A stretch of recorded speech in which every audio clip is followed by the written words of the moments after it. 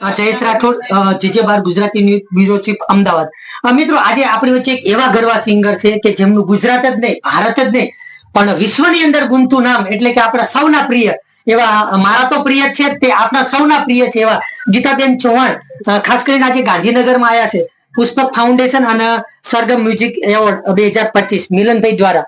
તો એ આયોજન વિશે કહેશો, ખાસ કરીને બેનબા આજે 26મી જાન્યુઆરી છે, તો પહેલા તો એના વિશે થોડીક માહિતી.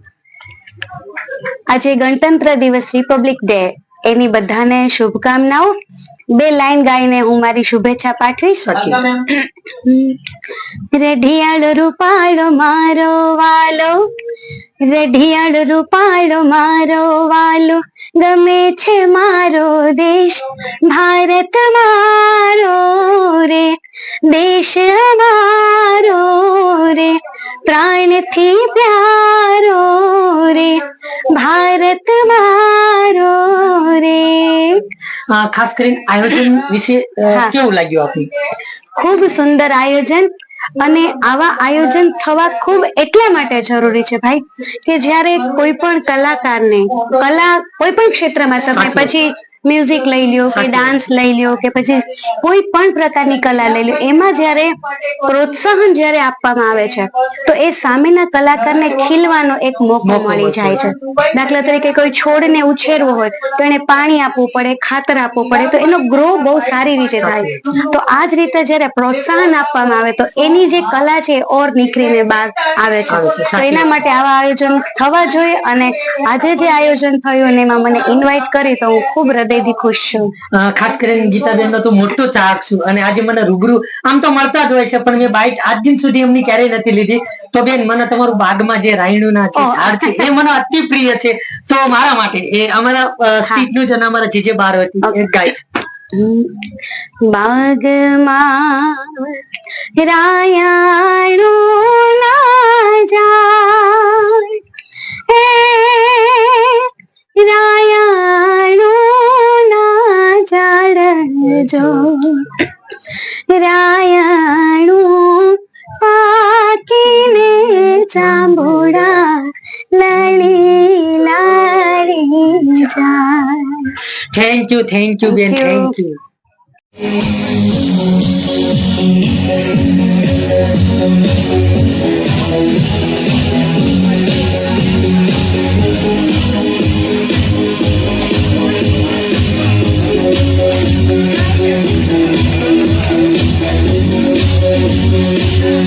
અને સરગમ મ્યુઝિક એવોર્ડ 2025 એમનું આયોજન કેવું લાગ્યું, એના વિશે થોડી માહિતી આપશો? હું છું સિંગર આશા પ્રજાપતિ, અને ખરેખર પુષ્પક ફાઉન્ડેશન અને મિલાપ ટાટરિયા ખૂબ સરસ આયોજન કર્યું છે એમને. તમને જયારે આવા એવોર્ડ થી સન્માનિત કરતા હોય તો કેટલી ખુશી વ્યક્ત કરો છો? બહુ જ ખુશી વ્યક્ત કરીએ છીએ, કેમ કે સ્ટેજ ઉપર જવાનો આનંદ જ કંઈક અલગ હોય છે. મેમ, પહેલા આપનો નાનકડો પરિચય. મારું નામ પટેલ સંજુ જગદીશ કુમાર છે, હું કલોલ થી આવું છું. ખાસ કરીને પુષ્પક ફાઉન્ડેશન અને સરગમ મ્યુઝિક એવોર્ડ 2025 મિલનભાઈ કાટેરિયા દ્વારા જે આયોજન કર્યું છે, તમને કેવું લાગ્યું? ખૂબ સરસ, એમને અમને આવી રીતે વધાવ્યા, અમને બહુ મસ્ત ફિલિંગ આવે છે. થેન્ક યુ, એમનો ખૂબ ખૂબ આભાર. સાહેબ, પહેલા આપનો નાનકડો પરિચય. મારું નામ પટેલ સત્ય છે, હું પ્રોપર ખરણાનો છું પણ હાલ રહીએ છીએ કલોલમાં.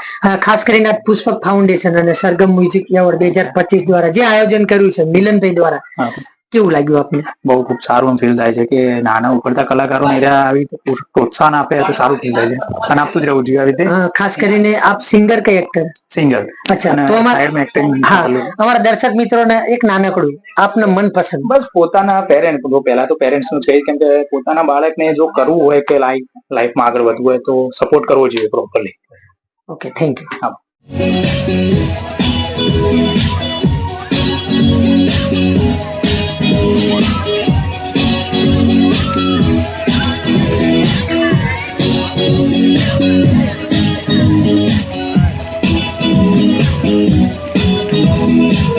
જેનું આયોજન પુષ્પક ફાઉન્ડેશન અને હું મિલાપ ટાટરિયા આપ સર્વેનું હાર્દિક સ્વાગત કરીએ છીએ.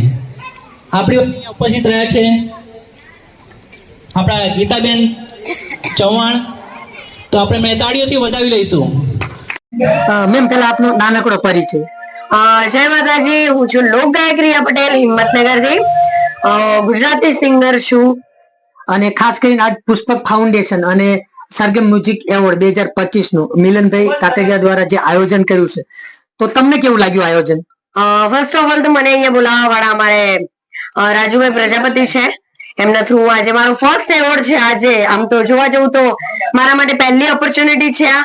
અને આયોજન ની વાત કરું તો સરસ મજાનું આયોજન છે. ખરેખર બધી રીતે બધા જે નાના મોટા કલાકારો છે અહીં ઉપસ્થિત છે, બધા એવોર્ડ એન્જોય કરી રહ્યા છે આજે, ને બધાને ખરેખર એક માન સન્માન મળી રહ્યું છે આજે, એમાં મને પણ મળી રહ્યું છે. ખરેખર સરસ મજાનું આયોજન. ખાસ કરીને ફર્સ્ટ એવોર્ડ છે, કોને ડેડિકેટ કરશો અને કેટલી ખુશી વ્યક્ત કરો છો? એકચ્યુઅલી ડેડિકેટ તો મમ્મીને કહીશ, કેમ કે મારા મમ્મી 35 વર્ષ જૂના સિંગર છે. મારું આ લાઈનમાં આવા પાછળનો મોટો હાથ મારા મમ્મીનો. સેકન્ડ ડેડિકેટ કરીશ મારા પપ્પાનો, કે જે રાત દિવસ ઉજાગરા વેઠીને, એમની ઉંમર 50 વર્ષથી પણ ઉપર છે, અને રાત દિવસ મારી જોડે ઉજાગરા વેઠીને ડ્રાઇવિંગ કરે છે, મને દરેક શોઝમાં પહોંચાડે છે. નજીક હોય, 600 કિલોમીટર દૂર હોય કે પછી 1000 કિલોમીટર દૂર હોય, એ મને ડ્રાઇવિંગ કરીને સેફલી મારા શોઝમાં મને ફેરવે છે. ખાસ કરીને એમના માટે એક નાનકડું ગીત આપને ગમતું. મારા પપ્પા માટે ડેડિકેટ કરું તો, હૈયો રે હે મારો બાપ તું, દયાનો મીઠો દરિયો જો, અમી વરસે આખલડીએ, વરસે આહાડી બીજો. અને ખાસ પપ્પા માટે ગાવું તો કેવું ગવાય, એ મારા લુગડા ઉપરથી ગળા પરથી ગળું, મારા લુગડા ઉપરથી ગળા પરથી ગળું, મારું દેરું જોઈ બાપ જાગ્યું આવડું, મારી પડતી દશા જોઈ દેરું જાગ્યું બાપનું. ખાસ કરીને અમારા દર્શક મિત્રો જરા વિડીયો જોશે તો તમને ફોલો કરવા હોય તો તમારી ઇન્સ્ટા આઈડી, ફેસબુક આઈડી અથવા યુટ્યુબ જે પણ હોય.